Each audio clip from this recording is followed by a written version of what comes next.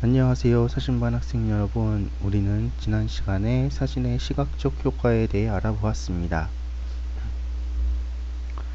사진의 시각적 효과는 사진을 얼마나 보기 쉽고 편하게 볼 수 있느냐는 중심으로 사진을 구성하고 구도를 맞추는 것입니다. 늘 이야기하지만 몇 번의 시도로 이것을 잘할 수 있는 사람은 없습니다.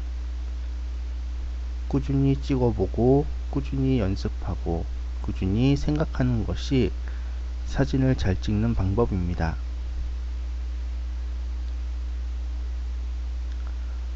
이번 시간에는 인물사진에 대해 알아보도록 하겠습니다. 인물사진이란 무엇일까요?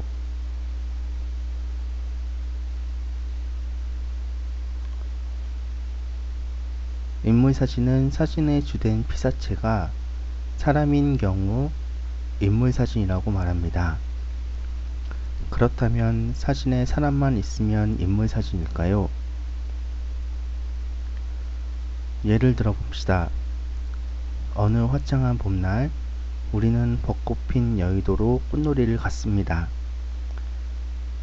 생각보다 많은 꽃이 피어 있었고 생각보다 많은 사람들이 우리와 같은 생각으로 꽃들을 보며 즐거워하고 있습니다. 어느 키 큰 벚꽃나무 앞에서 사진 한 장 찍고 싶어 같이 간 사람들에게 사진 한 장 찍어달라고 부탁합니다. 이때 사진에 큰 벚꽃나무가 멋지게 들어가고 나는 그 앞에 작게 들어가 있습니다. 또 어떤 사람은 같은 곳에서 나를 잘 찍어 나무보다 나의 모습이 사진에 담겨 있습니다.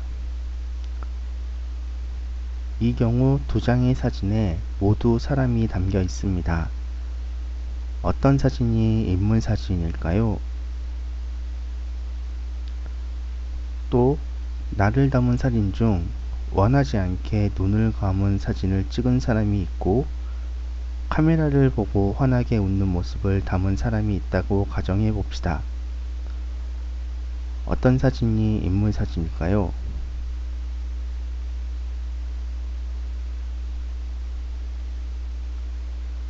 인물 사진은 사람의 사진이 담겨 있어야 합니다. 이와 함께 중요한 요소는 사진을 찍는 작가와 사진을 찍히는 사람인 모델 간의 교감이 매우 중요합니다. 사람만 찍는 사진 것이 아닌 그 사람의 모습에서 그 사람의 성격과 보여주고 싶은 모습들이 함께 담겨야 좋은 인물 사진이라고 할 수 있습니다. 오늘은 인물 사진을 어떻게 찍어야 좋을지에 대해 알아보도록 합시다.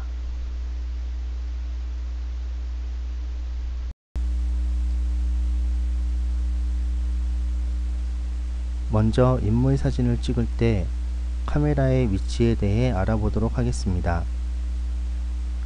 위에서 아래로 내려보며 찍는 것을 하이 앵글이라고 합니다. 이때 피사체인 사람은 얼굴이 크고 다리가 짧게 찍힙니다. 특별한 경우가 아니라면 권하지 않겠습니다. 친구끼리 사진 찍어주다가 싸움 나기 딱 좋은 위치이기 때문입니다.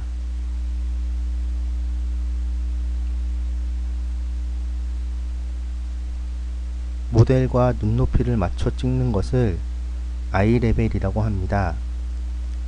모델의 모습을 가장 정확하게 찍는 방법으로 우리 주변에서는 증명사진이나 여권사진을 찍을 때 생각해보면 알 수 있습니다. 보통 인물을 왜곡 없이 찍을 필요가 있을 때 많이 찍는 위치입니다.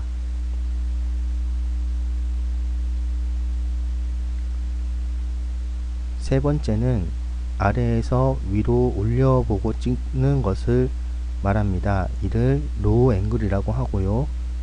로우 앵글은 다리가 길고 머리가 작게 찍힙니다. 친구들과 사진 찍을 때 이렇게 찍어주면 좋아할 것입니다.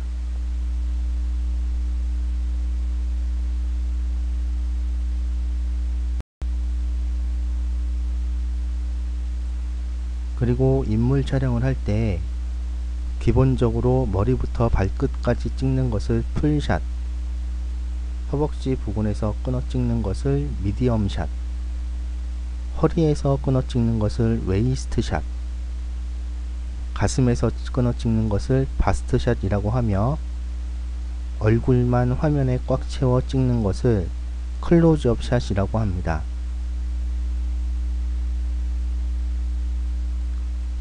인물 사진을 찍을 때 관절에서 잘라 찍지 않는다는 불문율이 있습니다. 쉽게 말해서 발목이나 손목 사진이 없는 인물 사진은 안 찍는 게 좋다는 것입니다.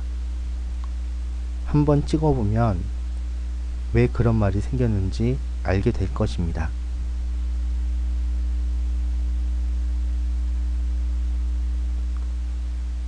이제 우리는 인물 사진을 찍을 준비가 되었습니다. 이제 어떻게 찍으면 되는지 살펴봅시다.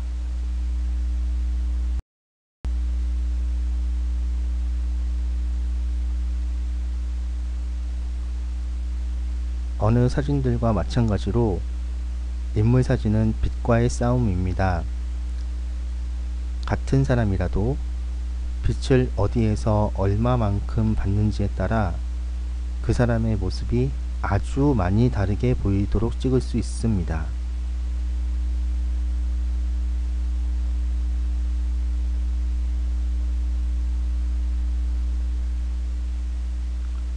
이 사진은 햇볕이 아주 강한 어느 날 찍은 사진입니다.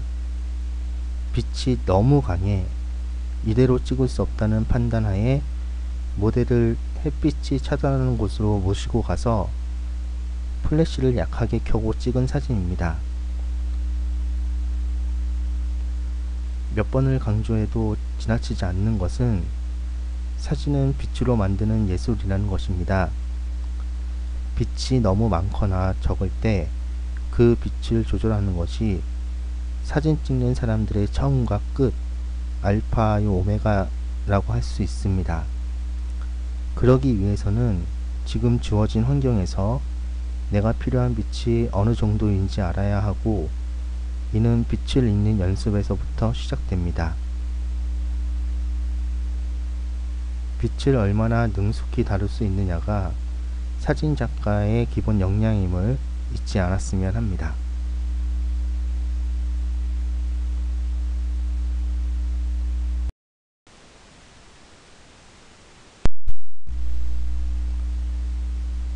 이제 두 장의 사진을 보여드리겠습니다.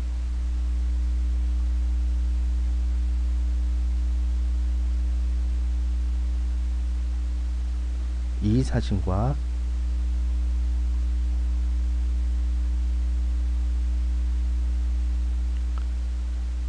이 사진을 비교했을 때 어떤 사진이 더 좋은 사진일까요?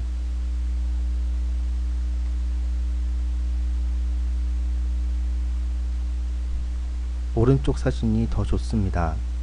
그 이유는 사각 프레임에 인물 면적이 더 넓게 들어왔기 때문입니다. 또한 모델의 시선이 정면을 바라보고 있기 때문에 더 많은 활용 요소가 있습니다. 인물 사진을 찍을 때 될 수 있는 대로 사진 안에 가득 채우길 바랍니다.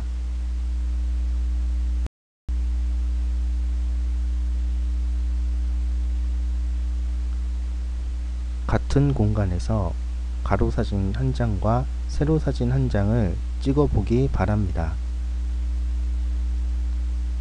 가로 사진과 세로 사진은 각각 장점과 단점이 있습니다.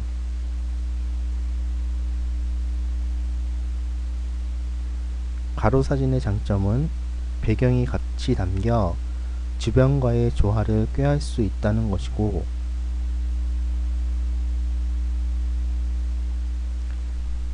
세로 사진의 장점은 관객이 인물에 더 집중할 수 있게 한다는 것입니다.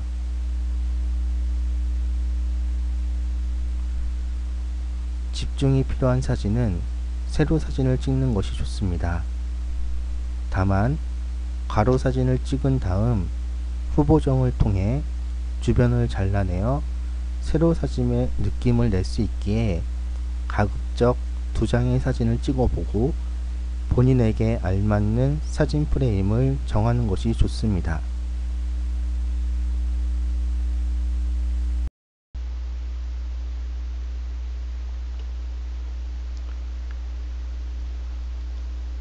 다시 이야기하지만 인물 사진은 모델과 작가의 교감이 가장 중요합니다. 사람을 사진으로 담아내는 것은 그 사람의 모습뿐 아니라 그 사람의 생각과 함께 그 사람의 이미지를 다른 사람들에게 전달하는 것도 함께 해야 합니다. 그만큼 섬세한 작업이 요구되며 작은 변화 하나가 모델의 이미지를 변화한다는 사실을 이해해 주었으면 합니다. 모델의 모습을 잘 표현하고 보는 사람으로 하여금 편안하고 집중할 수 있게 만드는 방법 중 하나는 3분할을 이용하는 것입니다. 3분할은 황금비를 적용하여 사진을 찍는 것이고, 황금비에 대한 내용은 선면 구성 파트에서 자세히 설명했습니다. 혹시 기억이 나지 않는다면 선면 구성 파트를 다시 한번 봐주길 바랍니다. 3분할점의 인물, 특히 클로즈업한 인물의 얼굴을 넣는다면 그 인물의 눈이 3분할점에 오도록 하는 것이 좋습니다. 이것만 잘 지켜도 이전 사진과 다른 사진을 찍을 수 있습니다.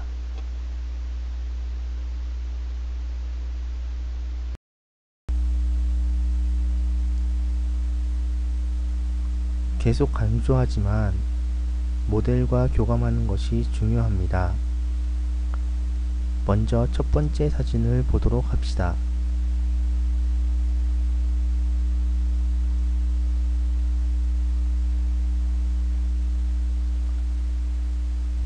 모델이 커피잔을 들고 먼 곳을 바라보는 사진입니다. 이 사진에서 어색한 부분을 찾아볼까요?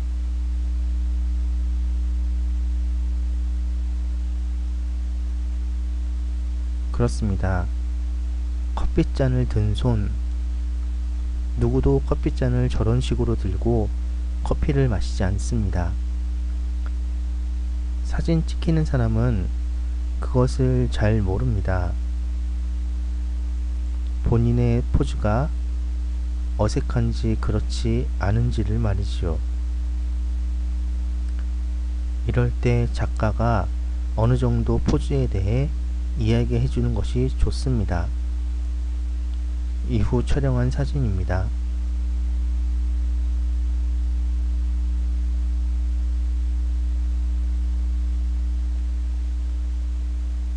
어떻습니까? 앞의 사진보다 더 자연스러워진 모습입니다. 이처럼 말 한마디와 관심이 더 좋은 사진을 얻을 수 있음을 명심하기 바랍니다.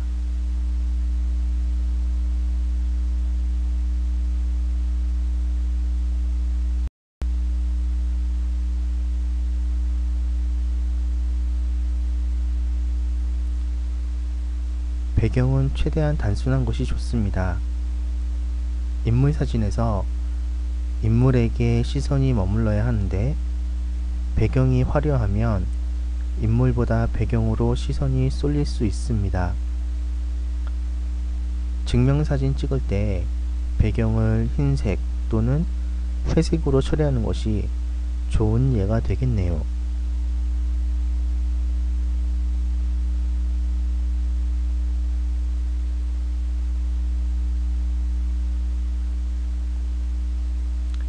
이 사진은 모델의 표정도 좋고 포즈도 좋지만 배경이 화려해서 프로필 사진으로 사용하기는 부적합합니다. 이럴 때는 어떻게 하는 것이 좋을까요?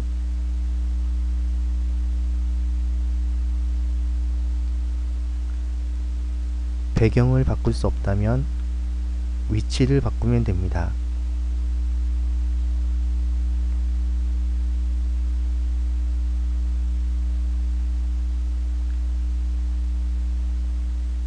이 사진처럼 배경이 단순한 곳으로 옮겨 촬영하면 배경 문제는 해결할 수 있습니다.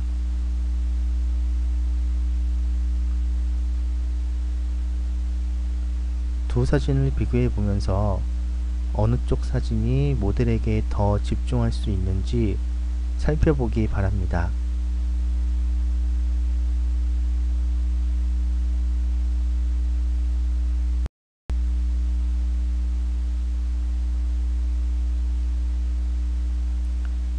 첫 만남은 언제나 어색한 시간입니다.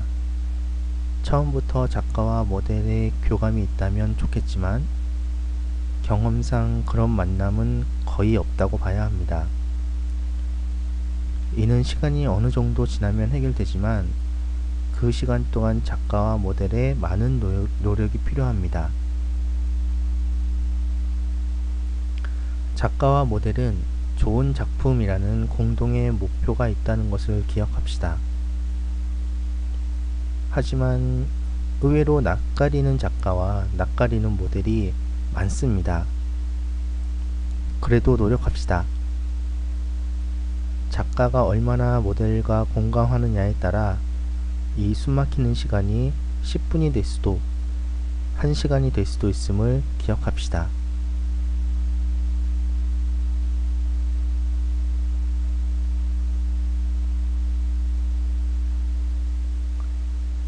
모델과 만난 지 얼마 되지 않았을 때의 사진입니다.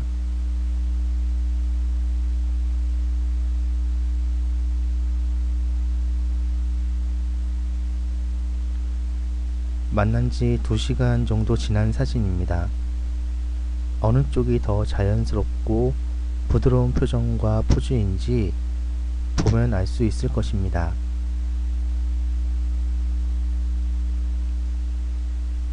이 2시간을 어떻게 보낼지는 작가의 친해지고자 하는 노력에 달렸습니다. 결코 시간을 헛되게 보내지 않길 바랍니다.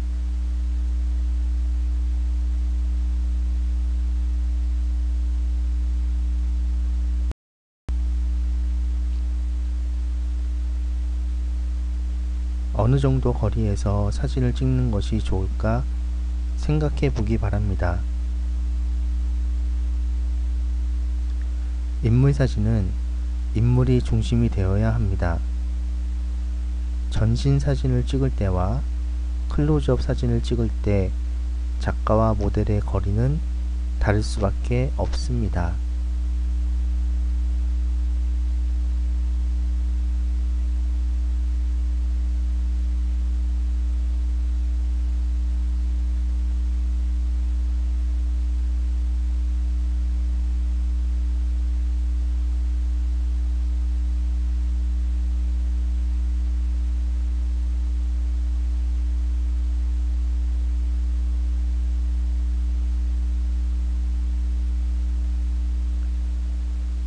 같은 장소에서 한 걸음씩 다가가며 찍은 사진입니다. 작가의 취향이 있을 수는 있지만 대부분 인물에 집중할 수 있는 구도와 위치를 선호할 것입니다. 이는 처음 몇 장 사진을 찍어보면 판단할 수 있습니다. 어느 정도의 거리가 가장 좋은지, 어느 구도의 사진이 좋은지는 작가가 판단해야 하기 때문에 몇 장 시험삼아 찍어보고 판단해도 됩니다. 시간도 얼마 걸리지 않아요. 조금씩 신경 쓰면 더 좋은 사진을 분명히 찍을 수 있습니다.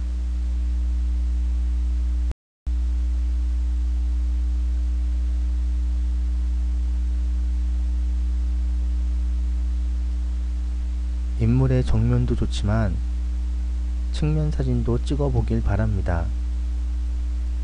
정면은 익숙하지만 측면은 그렇지 않기 때문입니다.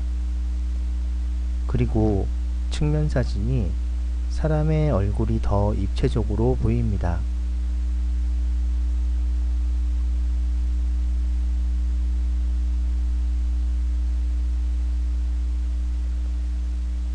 정면 사진과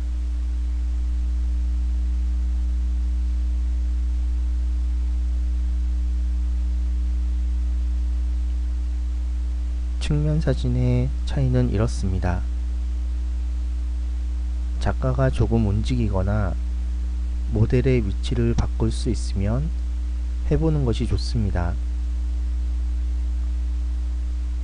둘 중 더 좋은 사진을 사용하면 되고, 측면 사진은 정면 사진보다 많지 않아 꼭 필요한 작업입니다.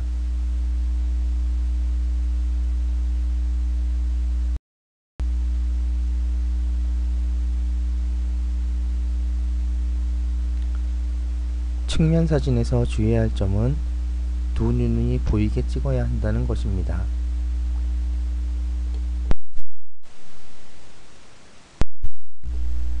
한쪽 눈만 보이면 어색하거나 불편한 사진이 될 수 있습니다. 측면 사진의 포인트는 두 눈이 보여야 한다는 것, 이것만은 잘 알아두길 바랍니다.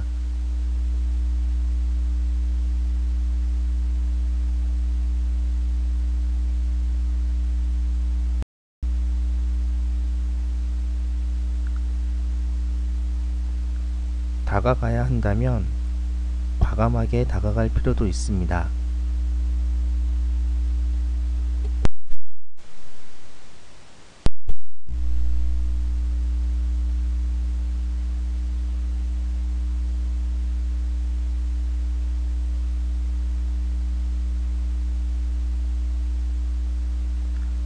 물론 너무 다가가면 모델의 입장에서 거부감이 들 수 있습니다. 어느 정도 시간이 지난 뒤에 시도해 보길 바랍니다. 그리고 이처럼 극단적인 클로즈업은 한두 장 정도에서 그쳐야 합니다. 극단적인 클로즈업 사진은 많아도 쓰기 힘든 경우가 있기 때문에 한 번 촬영에 두세 장 정도 촬영하면 적당합니다.